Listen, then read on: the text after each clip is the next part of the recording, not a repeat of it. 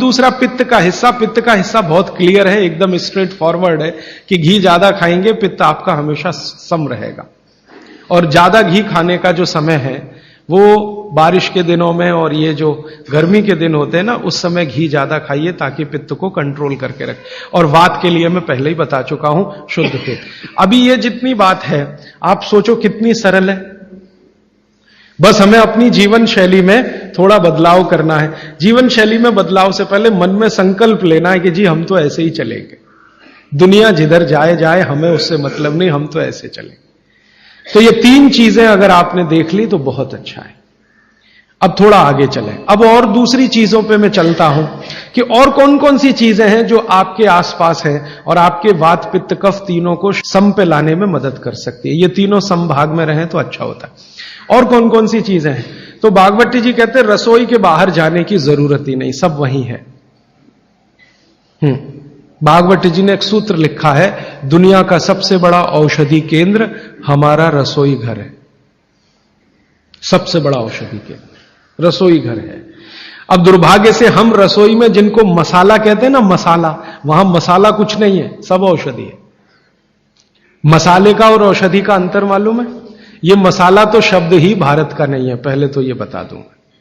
ये अरबिक शब्द है, फारसी से अरबी में आया, अरबी से हमारे घुस गया, हिंदी में और जगह जगह घुस गया। ये विदेशी आए तो ये शब्द भी आया। हिंदुस्तान में 17वीं 18वीं शताब्दी का साहित्य जब मैं पढ़ता हूं तो जब तक मुगलों का राज्य रहा तब तक मसाले शब्द का बहुत उपयोग है।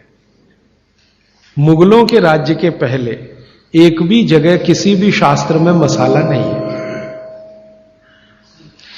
चरक संहिता पढ़ी मैंने, कहीं भी मसाला नहीं है उसमें। सुश्रुत में कहीं मसाला नहीं है, बागवट की कहीं मसाला नहीं है। पुराने जितने लेखक हुए हैं ना 10वीं। आज मैं आपके लिए एक ऐसा आयुर्वेदिक कैप्सूल लेकर आया हूं जो आपके लिंग को मोटा व लंबा करेगा, साथ ही साथ आपके सेक्स टाइमिंग को भी बढ़ाएगा। अगर आप अपने पार्टनर को भरपूर मज़ा देना चाहते हैं तो काम सेतु कैप्सूल का उपयोग करें। अगर आप इस कैप्सूल को लेना चाहते हैं तो नीचे दिए गए नंबर पर कॉल करें और अपनी अंदरूनी शक्ति को बढ़ाएं। 10वीं शताब्दी के पहले के कहीं भी किसी ने मसाले शब्द का इस्तेमाल ही नहीं किया। हर जगह है तो औषधि है, औषधि औषधि, जीरा औषधि, धनिया औषधि, ये औषधि के रूप में है। तो इनकी जो प्रॉपर्टीज हैं रसोई घर की औषधियों की, ये सब आपके चिकित्सा के लिए है। अब मुझे समझ में आता है कि हमारे पुराने जमाने की माताएं बहनें, जो हमारी दादी हैं, नानी हैं, उन्होंने अपनी अपनी बेटियों को जो कुछ सिखाया, सब्जी बनाना तो क्या क्या डालना, जीरा चाहिए, धनिया चाहिए, हींग चाहिए, मात्रा कितनी कितनी चाहिए, वो सब बड़े वैज्ञानिक और चिकित्सक लोग रहे होंगे। क्योंकि रोज हमारे शरीर में वात पित्त कफ की स्थिति सम और असम होती रहती है। आप जानते हैं सुबह जो है ना वात ज्यादा होता है शरीर में, सुबह सुबह, दोपहर को पित्त ज्यादा होता है, शाम को कफ ज्यादा होता है। तो ये पूरे 24 घंटे में ऊपर नीचे होता रहता है। तो 24 घंटे में जो वात पित्त कफ ऊपर नीचे होता रहता है तो सब्जियों में उसी के हिसाब से औषधियां डाली जाती है। जैसे दोपहर की सब्जी बने, दोपहर की, तो मेरी दादी को मैंने देखा था कि दोपहर की सब्जी बनाएगी तो अजवाइन जरूर डालेगी उसमें, और वही सब्जी रात को बनाती थी तो अजवाइन नहीं डालती थी। तो एक दिन मैंने दादी से पूछा कि यही सब्जी दोपहर को मैंने खाई तो इसमें अजवाइन थी, शाम को खाई तो नहीं, क्यों? तो उसने उत्तर तो नहीं दिया। तो उसने कहा मेरी मां ने ऐसा सिखाया। बस बात खत्म हो गई। अब उस समय मैं भी मान लिया कि ठीक है उसकी मां ने सिखाया। अब जब मैंने काम शुरू किया ये चिकित्सा पर, तब मेरे समझ में आया कि अजवाइन जो है पित्तनाशक है। घी के बाद, देशी गाय के घी के बाद जो सबसे ज्यादा पित्तनाशक दूसरी कोई चीज है तो वो अजवाइन है। और दोपहर को पित्त भड़कता है, आप जानते हैं, और वो स्वाभाविक है क्योंकि खाना खाने के लिए पित्त भड़कना ही चाहिए। तो उस समय अजवाइन डाली जाती है सब्जी में, क्योंकि दोपहर को ही शरीर को अजवाइन की जरूरत होती है पित्त को सम पे लाने के लिए। तो भारत में ज्यादातर माताएं बहनें ये बात जानती हैं कि दोपहर की सब्जी में अजवाइन चाहिए। दोपहर का आज मैं आपके लिए एक ऐसा आयुर्वेदिक कैप्सूल लेकर आया हूँ जो आपके लिंग को मोटा व लंबा करेगा, साथ ही साथ आपके सेक्स टाइमिंग को भी बढ़ाएगा। अगर आप अपने पार्टनर को भरपूर मज़ा देना चाहते हैं तो काम सेतु कैप्सूल का उपयोग करें। अगर आप इस कैप्सूल को लेना चाहते हैं तो नीचे दिए गए नंबर पर कॉल करें और अपनी अंदरूनी शक्ति को बढ़ाएं। दही है ना, दही का मट्ठा, उसमें भी अजवाइन का बघार लगता है। दोपहर की जितनी भी चीजें हैं ज्यादातर अजवाइन ग्रस्त होती हैं या अजवाइन से बनती हैं, क्योंकि पित्त को सम पे रखना है। तो आप सोचो, जो लोग ये कर रहे हैं वो बिना कहे कितना बड़ा काम कर रहे हैं। हमने उसका वैल्यूएशन नहीं किया, ये हमारी मूर्खता।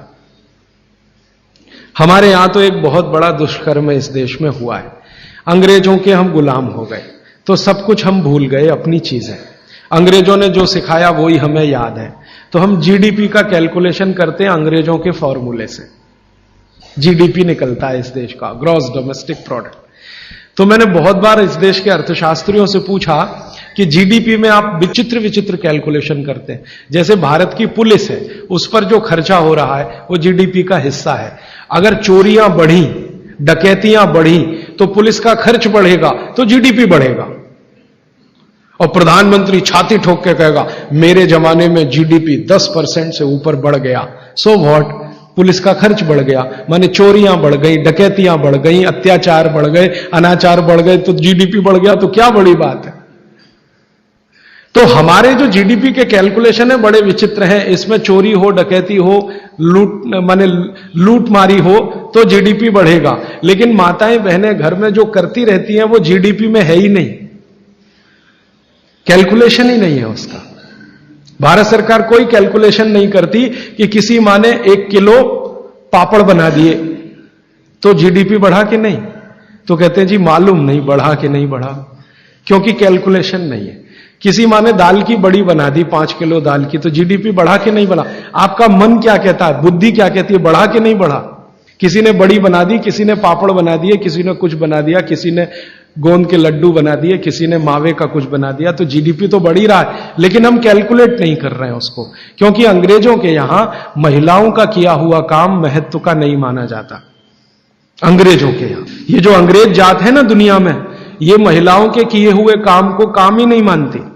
आपको मालूम है 2000 साल यूरोप में महिलाओं को पुरुषों से हमेशा कम वेतन मिलता रहा।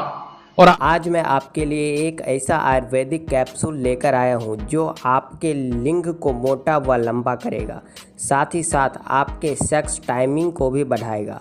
अगर आप अपने पार्टनर को भरपूर मज़ा देना चाहते हैं तो काम सेतु कैप्सूल का उपयोग करें। अगर आप इस कैप्सूल को लेना चाहते हैं तो नीचे दिए गए नंबर पर कॉल करें और अपनी अंदरूनी शक्ति को बढ़ाएं। और आज भी है ये कई देशों में, वो मानते ही नहीं कि इनका कोई काम है। क्यों? वो महिलाओं में आत्मा नहीं मानते। हां, यूरोप का सबसे बड़ा दार्शनिक है प्लेटो, वो कहता है कि स्त्रियों में आत्मा ही नहीं होती, आत्मा सिर्फ पुरुषों में होती है। तो स्त्री जो करे वो बेकार है, पुरुष जो करे वही अच्छा है। तो उनके यहां से ये कैलकुलेशन हमारे यहां आ गया कि स्त्री कुछ भी करे तो काम ही का नहीं। तो अंग्रेजों का 200-250 साल जो राज चल गया उसमें हम सब के दिमाग खत्म हो गए, सोचना विचारना बंद हो गया, तो हमने भी वही मान लिया। मैं अब इसको बदलना चाहता हूं और मैं ये समझना चाहता हूं और समझाना चाहता हूं कि स्त्रियां जो कर रही हैं वो किसी डॉक्टर से कम नहीं है। बस अंतर इतना है कि डॉक्टर को आप फीस देकर उससे एडवाइस ले रहे हैं, हमारी दादी नानी फोकट में वही एडवाइस दे रही है, धनिया खाओ, जीरा खाओ और ये अजवाइन खाओ, आपके पेट की गैस खत्म हो जाएगी। और ये 3500 साल से वैसे का वैसा ही है, अजवाइन खाओ तो गैस खत्म होती ही है। कभी भी आप करके देख लो। आप में से किसी को भी बहुत गैस बनती हो, पेट में एसिडिटी की तकलीफ हो, आज से शुरू कर दो। आप खाना खाया तो उसमें ध्यान रखो अजवाइन ज्यादा रहे, दाल में, सब्जी में, वगैरह वगैरह। और अगर नहीं कर पा रहे हैं तो खाना खत्म करते ही थोड़ी अजवाइन खा लो। अजवाइन ज्यादा तकलीफ ना कर दे, उसका बैलेंस है काले नमक के साथ। तो थोड़ा अजवाइन और काला नमक मिला के हर खाने के बाद खा के देख लो, 3 दिन में ना आपकी गैस बंद हो तो आप जो कहो मैं हारने को तैयार। ये गारंटी मैं नहीं दे रहा हूं, ये गारंटी अजवाइन दे रही है, मेरी गारंटी नहीं है, अजवाइन की गारंटी है। तो वो कहते हैं भागवत जी कि पित्त को सम रखने के लिए हमारे रसोई में घी के बाद जो दूसरी चीज है वो है अजवाइन।